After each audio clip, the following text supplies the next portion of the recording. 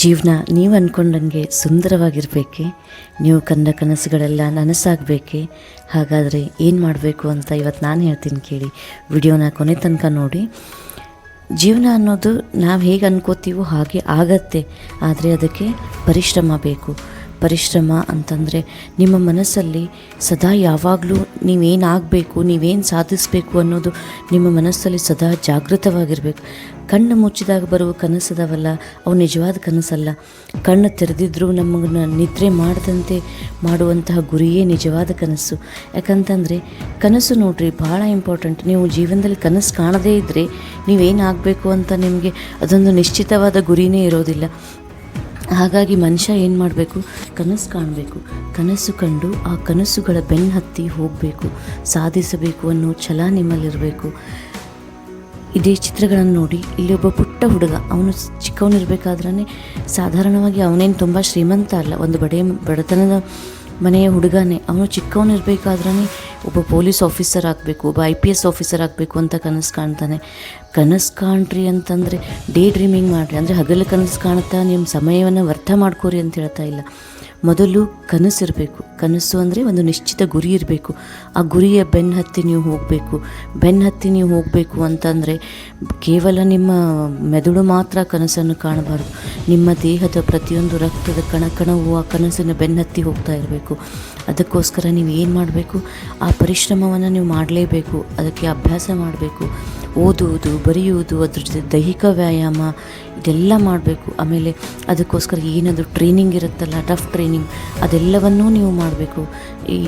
ಈ ಚಿತ್ರದಲ್ಲಿ ನೋಡಿ, ಆ ಮಗು ಚಿಕ್ಕವನಿರಬೇಕಾದ್ರೆ ಒಬ್ಬ ದೊಡ್ಡ IPS ಆಫೀಸರ್ ಆಗಬೇಕಂತ ಕನಸು ಕಾಣ್ತಾನೆ.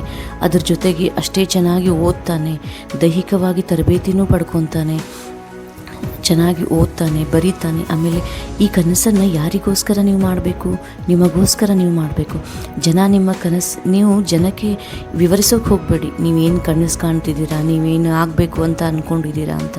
ಕೆಲವೊಂದು ವಿಷಯಗಳನ್ನು ಸಾಧ್ಯವಾದಷ್ಟು ಗೌಪ್ಯವಾಗಿಟ್ಕೋಬೇಕು. ಯಾಕಂದರೆ ಎಲ್ಲರೂ ನಿಮ್ಮ ಕನಸುಗಳನ್ನು ಕಂಡು ಸ್ಫೂರ್ತಿ ಕೊಡುವವರಿಗಿಂತ ಕೆಲವೊಬ್ಬರು ನಿಮ್ಮ ಕಾಲು ಎಳೆಯುವವರು ಇರ್ತಾರೆ.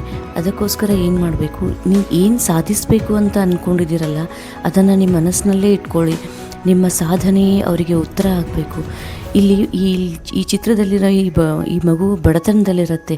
ಆ ಮಗು ತನ್ನ ಕನಸನ್ನು ಜನರಿಗೆ ಹೇಳಿದ ತಕ್ಷಣ ಜನ ನಗ್ತಿರ್ತಾರೆ. ಅಯ್ಯೋಯ್ಯೋ, ಎಂಥವ್ರಿಗೆ IPS ಆಫೀಸರ್ ಆಗೋಕ್ಕಾಗಲ್ಲ, ಇನ್ನು ಇವನೇನಾಗ್ತಾನೆ, ಈ ರೀತಿ.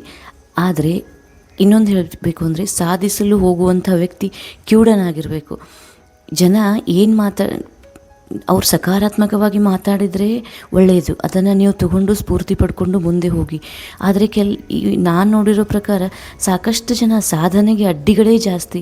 ಅಂಥ ಅಡ್ಡಿಗಳು ಬಂದಾಗ ನೀವೇನು ಮಾಡಬೇಕು? ಕಿವುಡರಾಗಿಬಿಡಬೇಕು. ಯಾರಾದರೂ ಏನಾದರೂ ಹೇಳಿದರೆ ಅದನ್ನು ನೀವು ಕೇಳಿಸ್ಕೊಳ್ಳೋಕ್ಕೆ ಹೋಗಬಾರ್ದು. ನೀವೇ ಕೇಳಿಸ್ಕೊಳ್ಳೋಕೆ ಹೋಗದೇ ಇದ್ದರೆ ಬೇರೆಯವ್ರ ಮಾತು ನಿಮ್ಮ ಮನಸ್ಸಿನ ಮೇಲೆ ಹೇಗೆ ನಾಟುತ್ತೆ ಹೇಳಿ? ಅದಕ್ಕೆ ಹೇಳೋದು, ನಿಮ್ಮ ಆತ್ಮವಿಶ್ವಾಸ, ನಿಮ್ಮ ಗುರಿ ನಿಮ್ಮ ಜೊತೆಗೇ ಇರಬೇಕು. ಆಮೇಲೆ ನಿಮ್ಮ ಮನಃಶಾಂತಿ ಎಷ್ಟು ಗಟ್ಟಿಯಾಗಿರಬೇಕಂದ್ರೆ ಜಗತ್ತಿನ ಯಾವ ಪರ್ವತಗಳೂ ಕೂಡ ಅವುಗಳನ್ನು ಅಲುಗಾಡಿಸಬಾರದು. ಅಷ್ಟೊಂದು ಗಟ್ಟಿಯಾಗಿ ನೀವಿರಬೇಕು. ಆಗ ಮಾತ್ರ ನೀವು ಒಂದು ಕನಸಿನ ಬೆನ್ನು ಹತ್ತಿ ಹೋಗಿ ನೀವು ಸಾಧಿಸೋಕೆ ಸಾಧಿಸಬೇಕು ಅಂತಂದರೆ ಒಂದೇ ದಿನದಲ್ಲಿ ಇವತ್ತು ನೀವು ಕನಸು ಕಂಡ್ರೆ ನಾಳೆನೇ ಅದು ನನಸಾಗಲ್ಲ. ಅದಕ್ಕೆ ಸಾಕಷ್ಟು ಪರಿಶ್ರಮ ಬೇಕು.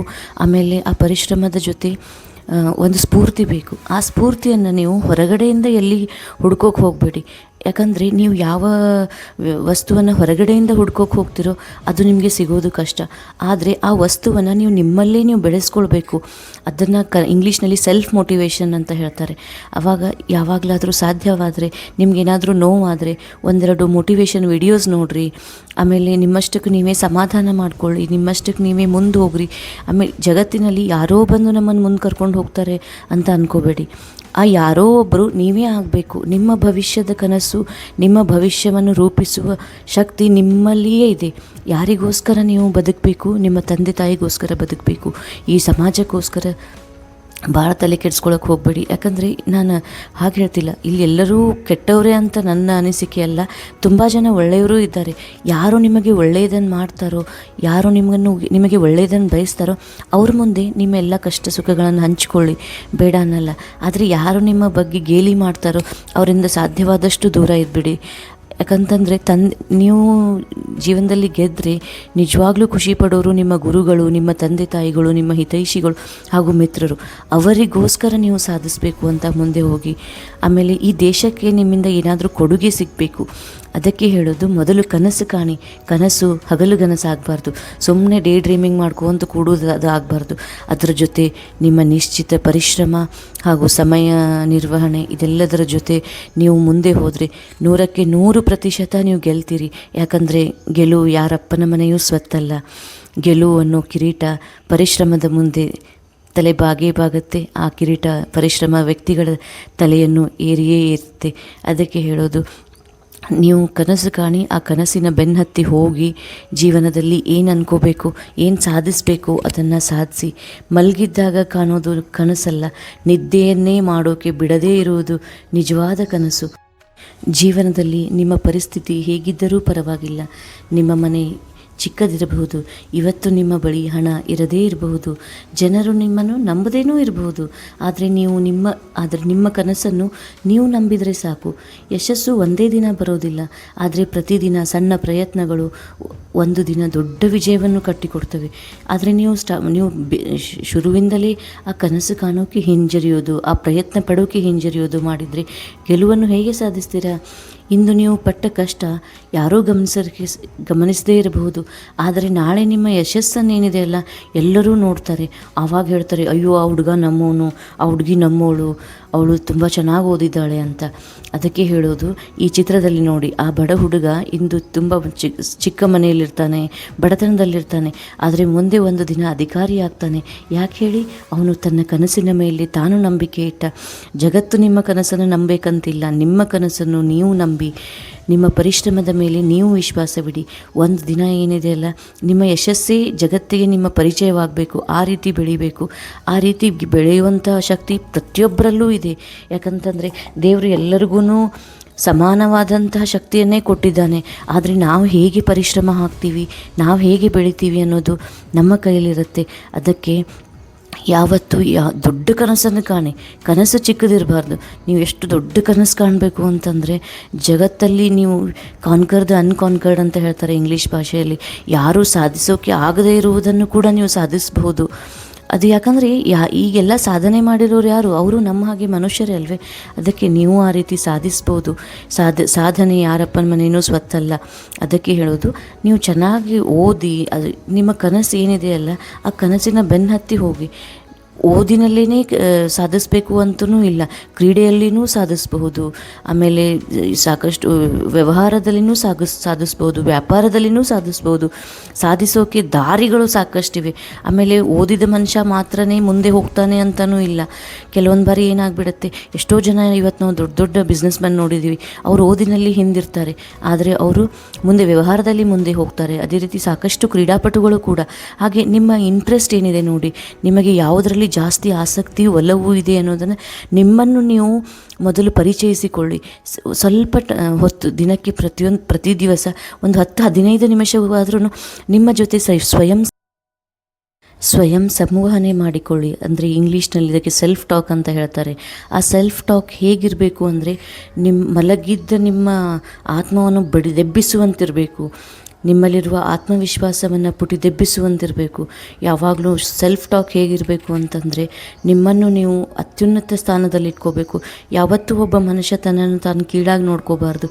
ಯಾವ ದಿನ ನಿಮ್ಮನ್ನು ನೀವು ಕೀಳಾಗಿ ನೋಡ್ಕೊತೀರೋ ಆವತ್ತೇ ನಿಮ್ಮ ಕನಸು, ನಿಮ್ಮ ಆತ್ಮವಿಶ್ವಾಸ ಎಲ್ಲ ಕುಂದು ಬಿಡುತ್ತೆ. ಅದಕ್ಕೆ ಹೇಳೋದು, ದೊಡ್ಡ ದೊಡ್ಡ ಕನಸನ್ನು ಕಾಣಿ, ದೊಡ್ಡ ದೊಡ್ಡ ಸಾಧನೆಗೆ ನೀವು ಅಣಿಯಾಗ್ತೀರಾ. ಆಮೇಲೆ ಕನಸು ಕಾಣೋಕ್ಕೆ ವಯಸ್ಸಿನ ಹಂಗಿಲ್ಲ. ಈಗ ನಾನು ನನ್ನ ಸ್ನೇಹಿತೆಯ ಒಂದು ಉದಾಹರಣೆ ಕೊಡ್ತೀನಿ. ನನ್ನ ಸ್ನೇಹಿತೆ ಶಿಲ್ಪಾ ಅಂತ, ಇದು ಸತ್ಯವಾದ ಘಟನೆಯೇ ನಾನು ಹೇಳೋದು. ಅವಳು ಕೂಡ ಒಬ್ಬ M.Tech ಗ್ರ್ಯಾಜುಯೇಟ್ ಆಗಿದ್ಲು. ಅವಳು ಇಂಜಿನಿಯರಿಂಗ್ ಮುಗಿಸಿ M.Tech ಮಾಡಿದ ತಕ್ಷಣವೇ ಅವಳು ಮದುವೆ ಆಗಿಬಿಡ್ತು. ಮದುವೆ ಆಗಿದ್ಮೇಲೆ ಏನಾಗ್ಬಿಡ್ತು, ಅವಳಿಗೆ ಉದ್ಯೋಗ ಮಾಡಬೇಕು ಅಂತ ತುಂಬ ಆಸೆ ಇತ್ತು. ಆದರೆ ಏನಾಗ್ಬಿಡ್ತು, ಪರಿಸ್ಥಿತಿಗಳ ಇದರಿಂದ ಅವಳು ಅಂದರೆ ಅವ್ರ ಪರಿಸ್ಥಿತಿ ಅನ್ನೋಕ್ಕೇನು, ಅವಳು ತುಂಬ ಚೆನ್ನಾಗೇ ಇದ್ಲು, ಒಳ್ಳೆ ಗಂಡ, ಒಳ್ಳೆ ಫ್ಯಾಮಿಲಿ ಎಲ್ಲ ಇತ್ತು. ಆದರೆ ಅವರ ಹಸ್ಬೆಂಡು ಅವ್ರ ಯಜಮಾನರು ಒಬ್ಬ ಗೌರ್ಮೆಂಟ್ ಆಫೀಸರ್ ಆಗಿರೋದ್ರಿಂದ ಅವ್ರಿಗೆ ಟ್ರಾನ್ಸ್ಫರೇಬಲ್ ಜಾಬ್, ಮೇಲಿಂದ ಮೇಲೆ ಬೇರೆ ಕಡೆ ವರ್ಗಾವಣೆ ಆಗ್ತಾನೇ ಇತ್ತು. ಹೀಗಾಗಿ ಅವಳಿಗೆ ನೌಕರಿ ಮಾಡೋಕ್ಕೆ ಚಾನ್ಸ್ ಸಿಗಲಿಲ್ಲ. ಆದರೆ ಅವಳ ಕನಸು ಕಾಣೋದನ್ನು ಬಿಡಲಿಲ್ಲ. ಮದುವೆ ಆಯಿತು. ಮದುವೆ ಆದಮೇಲೆ 2 ಮಕ್ಕಳು ಆಯಿತು. ಆಮೇಲೆ ನೋಡಿ, ಮೊದಲು ನಾವು ಯಾವಾಗಲೂ ಯಾವುದಕ್ಕೆ ಒತ್ತು ಕೊಡಬೇಕು ಅದಕ್ಕೆ ಒತ್ತು ಕೊಡಬೇಕು. ಇಲ್ಲಿ ಅವಳು ಒಬ್ಬ ಸದ್ಗೃಹಿಣಿಯಾಗಿ, ಒಬ್ಬ ತಾಯಿಯಾಗಿ, ಒಬ್ಬ ಹೆಂಡತಿಯಾಗಿ ಮೊದಲು ತನ್ನ ಮನೆಗೆ, ತನ್ನ ಸಂಸಾರಕ್ಕೆ ಒತ್ತು ಕೊಟ್ಟಳು. ಒತ್ತು ಕೊಟ್ಟಾದಮೇಲೆ ಆಮೇಲೆ ಯಾವಾಗಲೂ ನೋಡ್ರಿ, ಪರಿಸ್ಥಿತಿ ಒಂದೇ ರೀತಿ ಇರೋಂಗಿಲ್ಲ. ಶ್ರೀಕೃಷ್ಣ ಹೇಳ್ತಾರಲ್ಲ, ಈ ಸಮಯ ಶಾಶ್ವತವಲ್ಲ ಅಂಥೇಳಿ.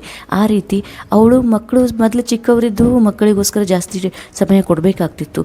ಆದರೆ ಅವಳು ಯಾವಾಗಲೂ ಕನಸು ಕಾಣೋಳು, ನಾನು ಒಂದು ಪ್ರತಿಷ್ಠಿತ ಒಂದು ಇಂಜಿನಿಯರಿಂಗ್ ಕಾಲೇಜಲ್ಲಿ ಪ್ರಾಧ್ಯಾಪಕಳಾಗಬೇಕು ಅಂಥೇಳಿ. ಸೊ ಆ ಕನಸು ಅವಳನ್ನು ಮಲ್ಗೋಕೆ ಬಿಡಲಿಲ್ಲ. ಹೇಗಂತಂದರೆ, ಅವಳ ಕನಸಿನ ಬೆನ್ನತ್ತಿ ಹೋದ್ಲು. ಆಮೇಲೆ ಮನೆಯಲ್ಲಿ ಅವಳಿಗೆ ಯಾರೂ ನೌಕರಿ ಮಾಡೋಕ್ಕೆ ಬೇಡ ಅಂತ ಹೇಳ್ತಿರ್ಲಿಲ್ಲ. ಆದರೆ ಪರಿಸ್ಥಿತಿ, ಮಕ್ಕಳು ಚಿಕ್ಕವರಾಗಿರೋದ್ರಿಂದ ಮಕ್ಕಳು ಒಂದು ಲೆಕ್ಕಕ್ಕೆ ಬರಲಿ, ಆಮೇಲೆ ನೀನು ನೌಕರಿ ಮಾಡುವಂತೆ ಅಂಥೇಳಿ ಅವರ ಯಜಮಾನರು ಕೂಡ ತುಂಬ ಒಳ್ಳೆಯವರು. ಅವರು ತುಂಬ ಸಪೋರ್ಟಿವ್ ಆಗಿದ್ದರು. ಹೆಂಡತಿಯ ಪ್ರತಿಯೊಂದು ಸಾಧನೆಯಲ್ಲೂ ಜೊತೆ ನಿಲ್ಲುವಂಥವ್ರು ಅವರು. ಕೊನೆಗೆ ಇವಾಗ ಮಕ್ಕಳು ಇಬ್ಬರು ಒಂದು ಲೆಕ್ಕಕ್ಕೆ, ಅಂದರೆ ಮಗ ಒಂದನೇ ತರಗತಿನೋ 2ನೇ ತರಗತಿನೋ ಓದ್ತಾ ಇದ್ದಾನೆ, ಮಗಳು ಕೂಡ UKG ಏನೋ ಓದ್ತಿರ್ಬೋದು. ಸೊ ಇವಾಗ ಮಕ್ಕಳು ಒಂದು ಲೆಕ್ಕಕ್ಕೆ, ಅಂದರೆ ಅವಳು ಹೊರಗಡೆ ಹೋದ್ರೂ ಹೇಗೋ ಮನೆಯನ್ನು ಮತ್ತು ನೌಕರಿಯನ್ನು ಎರಡನ್ನೂ ತೂಗಿಸ್ಕೊಂಡು ಹೋಗುವಂತಹ ಸಾಮರ್ಥ್ಯ ನನ್ನ ಸ್ನೇಹಿತೆಗಿದೆ. ಸೊ ಅದಕ್ಕೋಸ್ಕರ ಈಗ ಅವಳು ಏನು ಮಾಡಿದ್ಲು, ತನ್ನ ಕನಸಿನ ಬೆನ್ನತ್ತಿ ಹೋಗಿ ಅದನ್ನು ನನಸು ಮಾಡಿಕೊಂಡ್ಳು. ಸೊ ಇವತ್ತು ನನ್ನ ಸ್ನೇಹಿತೆ, ನನಗೂ ತುಂಬ ಖುಷಿ ಅನಿಸುತ್ತೆ, ಅವಳೊಂದು ಪ್ರತಿಷ್ಠಿತ ಇಂಜಿನಿಯರಿಂಗ್ ಕಾಲೇಜ್ನಲ್ಲಿ ಪ್ರಾಧ್ಯಾಪಕಳಾಗಿದ್ದಾಳೆ. ನಾನು ಇದನ್ನು ಯಾಕೆ ಹೇಳಿದೆ ಅಂತಂದರೆ, ಕನಸು ಕಾಣೋಕ್ಕೆ ವಯಸ್ಸಿನ ಹಂಗಿಲ್ಲ, ಸಾಧಿಸೋಕ್ಕೂ ವಯಸ್ಸಿನ ಹಂಗಿಲ್ಲ. ನಿಮ್ಮ ಮನಸ್ಸಲ್ಲಿ ಆ ಸಾಧನೆ ಮಾಡಬೇಕು ಅಂತಂದರೆ ಪರಿಸ್ಥಿತಿ ಕೂಡ ನಿಮ್ಮ ಅನುಗುಣವಾಗಿ ಹೋಗುತ್ತೆ. ಸ್ವಲ್ಪ ದಿವಸ ಮಾತ್ರ ಏನೋ ಅಡೆತಡೆಗಳು ಬರಬಹುದು, ಆದರೆ ಜೀವನ ಮುಂದೆ ಹೋದಂಗೆಲ್ಲ ನೀವೇನು ಸಾಧಿಸಬೇಕು ಅಂದ್ಕೊತಿರೋ ಸಾಧಿಸ್ತೀರ. ಆದರೆ ನಿಮ್ಮೊಳಗಿನ ಕನಸನ್ನು ಅಲ್ಲೇ ಕಮರಿಸೋಕೆ ಹೋಗಬೇಡಿ, ಅದನ್ನು ಅಲ್ಲೇ ಸಾಯೋಕೆ ಬಿಡಬೇಡಿ. ನೀವು ದಿನ ಕನಸು ಕಂಡು ಅದಕ್ಕೆ ಆ ಕನಸನ್ನು ನನಸು ಮಾಡ್ಕೊಳ್ಳೋಕ್ಕೆ ಏನು ಪರಿಶ್ರಮ ಪಡಬೇಕು ಅದನ್ನು ನೀವು ಮಾಡಲೇಬೇಕು. ಆವಾಗ ಮಾತ್ರ ನೀವು ಏನಾದರೂ ಸಾಧಿಸೋಕೆ ಸಾಧ್ಯ. ಸೊ ಇವತ್ತಿನ ವಿಷಯ ಬಂದುಬಿಟ್ಟು ಕನಸು. ಆ ಕನಸನ್ನು ಪ್ರತಿಯೊಬ್ಬರೂ ನನಸು ಮಾಡುವತ್ತ ನಾವೆಲ್ಲ ಮುಂದೆ ಸಾಗೋಣ. ನಮ್ಮಿಂದ ಸಾಧ್ಯವಾದಷ್ಟು ಈ ದೇಶಕ್ಕೆ ಒಳ್ಳೆಯ ಕೊಡುಗೆಯನ್ನು ಕೊಡೋಣ. ಆದ್ದರಿಂದ ಈ ವಿಡಿಯೋ ನೋಡ್ತಿರೋ ಎಲ್ಲ ನೋಡುಗರ ಕೇಳುಗರ ಕನಸುಗಳು ನನಸಾಗಲಿ. ಆ ಭಗವಂತ ಎಲ್ಲರಿಗೂ ಒಳ್ಳೆಯದನ್ನು. ವಿಡಿಯೋ ಇಷ್ಟ ಆಗಿದ್ದರೆ ದಯವಿಟ್ಟು ಸಬ್ಸ್ಕ್ರೈಬ್ ಮಾಡಿ, ಶೇರ್ ಮಾಡಿ ಮತ್ತು ಕಮೆಂಟ್ ಮೂಲಕ ನಿಮ್ಮ ಅನಿಸಿಕೆಯನ್ನು ತಿಳಿಸಿ.